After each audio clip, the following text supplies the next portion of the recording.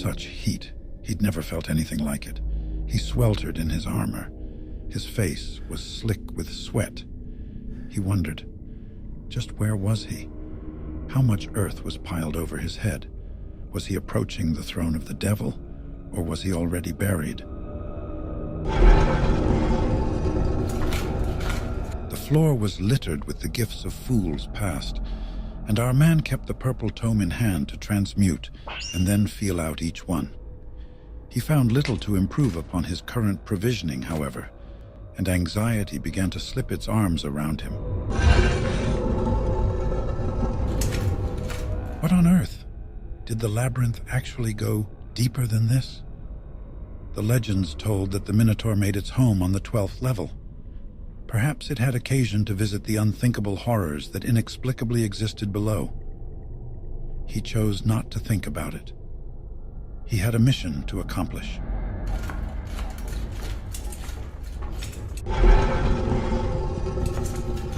He'd found that crossbows, even at their greatest material strength, were prone to failure at times.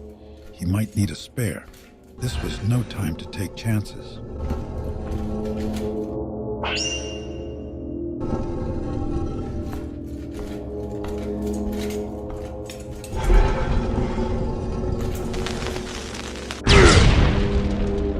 Another trap.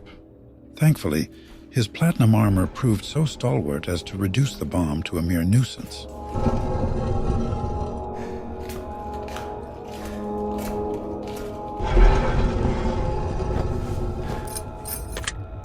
No, there was no room.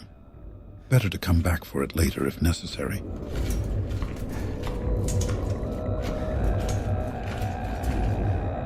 He frowned. Were the undead things that inhabited this place once the Minotaur's challengers, or willing members of the council who worshipped it so dearly?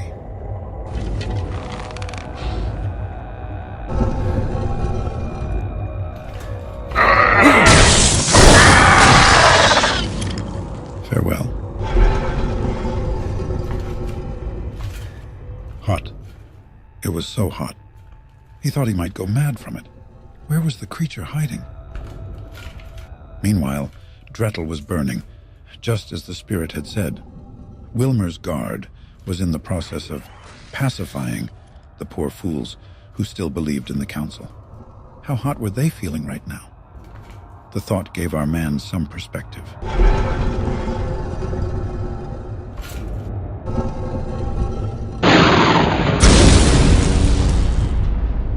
This continuous, mindless killing. He thought about the war and the months he'd spent guarding this very fort. Not once had he considered that those who died here might haunt these halls, perhaps in a desperate clambering from the demons that reached for them from below. Was he a traitor now?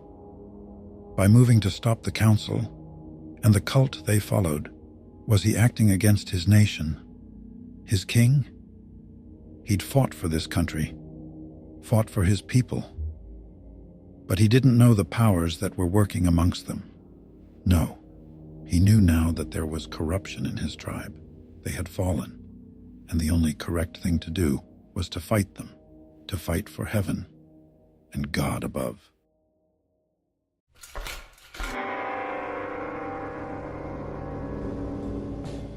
Oh, in the name of God and Jesus. He could see it. He could see it. The Minotaur was there.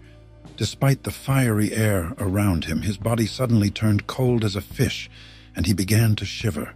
His motives, once so determined to complete this quest, now betrayed him and told him to bolt, to run, to escape. "Turn back," they cried. "Climb, tear, dig with your nails if you have to." His will proved impervious. He knew he couldn't quit now. He would prepare instead. He would make a sweep of the maze and arm himself with everything he could find, discarding all that was unnecessary. There was a bag here, bulging and tempting. It might have something he could use. He was nervous and impatient. He decided to use the blue book he'd found, what seemed like ages ago. Its magic was strangely useful. It allowed the caster to pass through walls. It was a handy trick, but it could also leave the user disoriented, which was dangerous.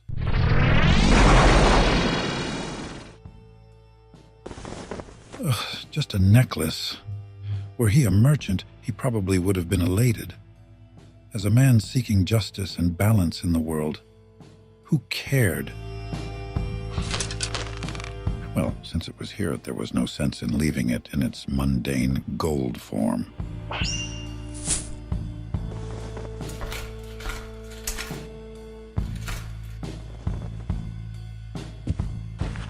The gold key would be of little use at this point. A platinum weapon, however, would be quite helpful.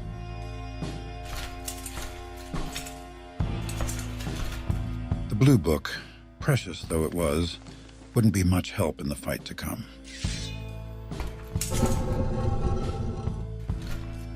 He left behind the Book of Lightning as well. He understood that he would need to focus on one kind of damage if he was to be successful.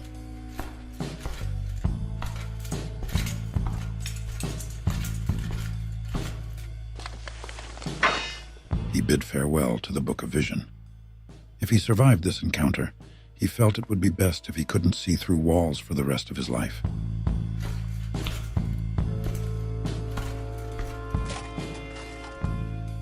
The Book of Alchemy had to go too.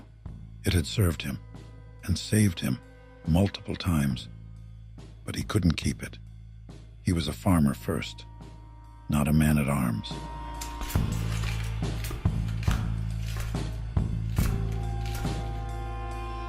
He was ready, or as ready as he could possibly be. Loaded down with weaponry, coated in platinum, he was every inch the warrior that he could be.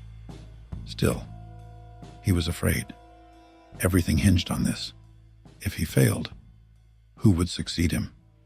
Would the world fall to the madmen who controlled the Minotaur? Would anyone else have the good fortune that he'd seen thus far?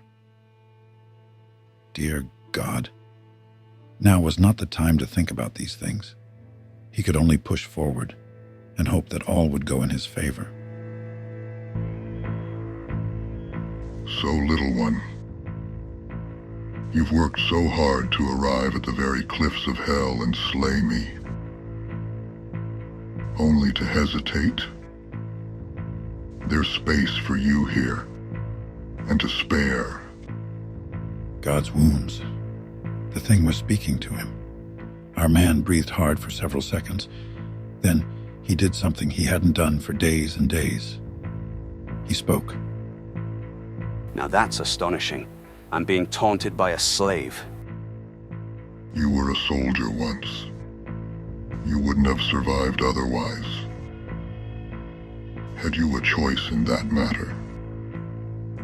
I served a good king. I fought to protect my land. I never disgraced myself by slaughtering innocents or killing children. There are no good kings, only slavers with money. You do as you're ordered, or you suffer. Such is the world. You're in no place to tell me, or anyone else, how the world is. I can tell you, however, that it will be a better world without you. These cultists, these freaks, will have no sword once you're gone, and my people will finally have peace again. So you choose subservience. You choose to be under the thumb of your enemy. I choose a life that is decent. I choose a life without fear. I choose a life where all hell's arms are restrained and imprisoned where they belong. Is that so, little one? Then I pray to thee, choose a life without fear, and approach me.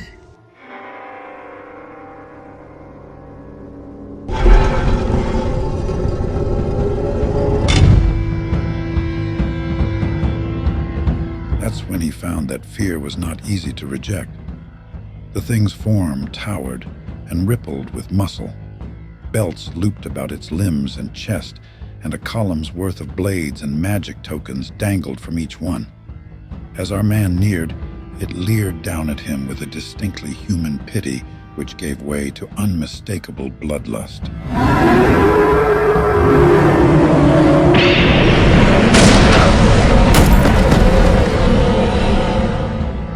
Dear God! A crooked bolt of crimson lightning flew from the monster's hand and struck our man straight in the chest. Our man was thrown clear into the wall, and he gave everything he had to return the favor. Jesus, had the platinum knife done any damage at all?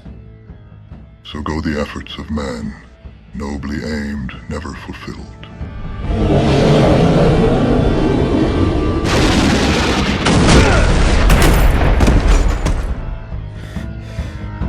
Again, that indomitable force.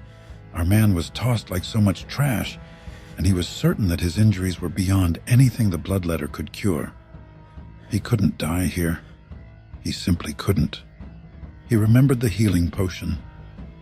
Perhaps he could survive this if he just had a second wind. A last drink before dying. I'll allow it. Incredible. His strength and spirit had all surged back.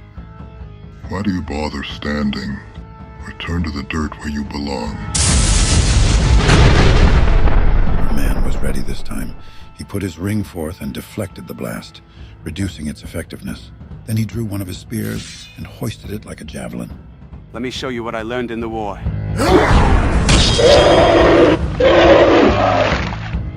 This attack produced results.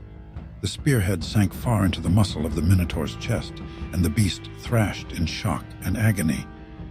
When it pulled the weapon from its flesh, gouts of blood came out with it. Pray. Pray that I will leave anything more of you than ashes.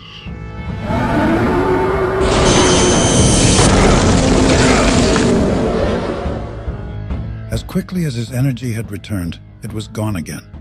There were no more potions, no chance of escape, yet there was hope. His opponent was weak too. It clasped one hand to the wound in its chest, and blood soaked the fingers. The story was ending. One of them would die in the next moment. Human filth.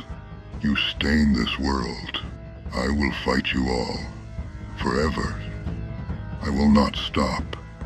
I cannot stop. Then wrestle with the devil for eternity.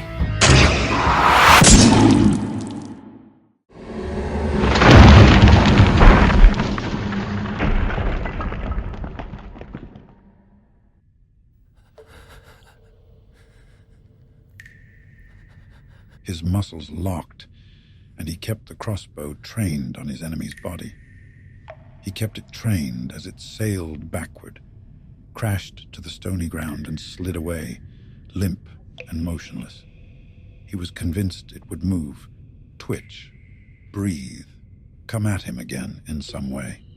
It took him almost a minute to comprehend that the Minotaur had perished before it had even hit the floor. It was gone.